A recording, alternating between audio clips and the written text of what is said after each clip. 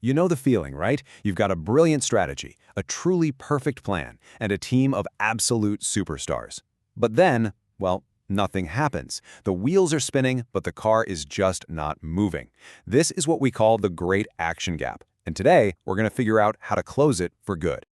It's honestly one of the biggest frustrations in any workplace. You've have all the right ingredients, but for some reason, the cake just won't bake.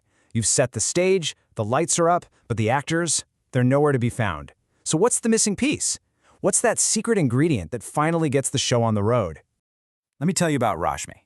For a solid decade, she was an absolute rock star, a top performer, the one everyone looked up to. But then, a promotion she really deserved went to someone else, and everything changed. Her spark just fizzled out. Now, her talent was still there, of course, but her drive, her will to win, it was gone. Rashmi's story shows us something absolutely crucial. Talent without motivation is like a Ferrari with an empty gas tank. It looks great, but it's not going anywhere. So, the solution to Rashmi's problem and the key to closing that action gap we've been talking about is a really powerful management concept called directing. And don't let the name fool you. It's not just a toolkit, it's the spark plug that truly ignites the engine of your whole organization. So what is directing exactly? Well, think of it as the art of turning a boring, black and white blueprint into a breathtaking, full-color performance. It's about inspiring your team to not just follow the script, but to give a performance that's worthy of an award. You know, all the planning and organizing you do? That's just the dress rehearsal. Directing is opening night. It's showtime. So if we open up this directing toolkit, we find 4 essential instruments inside: supervision, motivation, leadership, and communication. Now, all 4 are important for sure, but today we're going to zero in on the 3 that will have the biggest, most immediate impact on your team's performance: motivation, leadership, and communication. If you can master these 3, you are going to be unstoppable. Let's start with the big one, motivation. It's the why behind everything we do. Just think back to Rashmi. Her story is a perfect example that without motivation, even the most talented people just can't perform.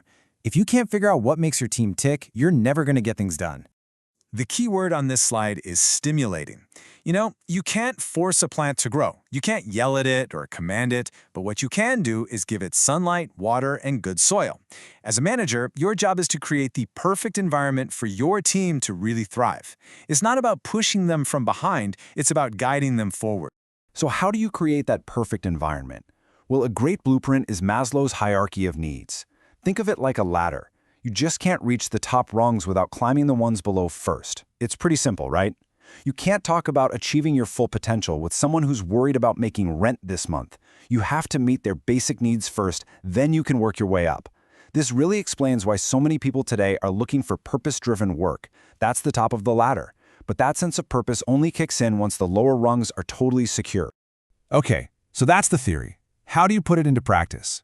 Well, you have 2 secret weapons. First, you've got financial incentives, things like a good salary, bonuses. These are fantastic for building that strong foundation at the bottom of Maslow's ladder. But to really get people to climb to the top, you need the second weapon, non-financial incentives.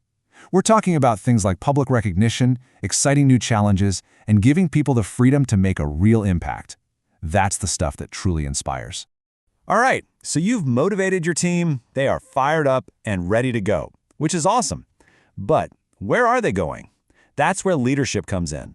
A motivated team without a leader is like a powerful sports car without a driver. All that potential, all that horsepower, and it's just sitting in the garage. The magic word here is voluntarily. That changes everything. You see, a boss says go. A leader says, let's go. A boss has to rely on their authority, but a leader relies on their influence. It's a huge difference. Are you just managing a spreadsheet, or are you truly inspiring a team? So which of these styles is the best? Well, it's a trick question. There is no single best style. It all depends on the situation. I mean, if the building's on fire, you need an autocratic leader to just get everyone out right now. But if you're brainstorming a new product, a democratic leader is going to get the best ideas out of the team. And hey, if you're managing a group of world-class experts, you'd better be a laissez-faire leader and just get out of their way. The best leaders are like chameleons. They adopt their style to fit their environment. Okay, so you have a motivated team. Check. And you've got great leadership. Check. What could possibly go wrong? Well, one word: communication. Or, I guess, a lack of it. Communication is the absolute lifeblood of any organization. When it's flowing freely, your team is healthy and strong. But the moment it gets blocked, everything starts to grind to a halt. Think of communication like that game of telephone you played as a kid. You whisper a message to the person next to you, and by the time it gets all the way to the end of the line, it's something completely different, and usually pretty hilarious. In the business world, that's what we call noise, and it can turn a really simple message into a complete disaster. So what kind of noise are we talking about here? Well, it could be a simple misunderstanding. Like maybe you ask a new hire to get a reservation at the best Italian place, and they book a table at the Olive Garden. Whoops. Or it could be something much more serious, like a culture of fear, where nobody is willing to speak up or challenge authority. Honestly, both of those can be equally damaging.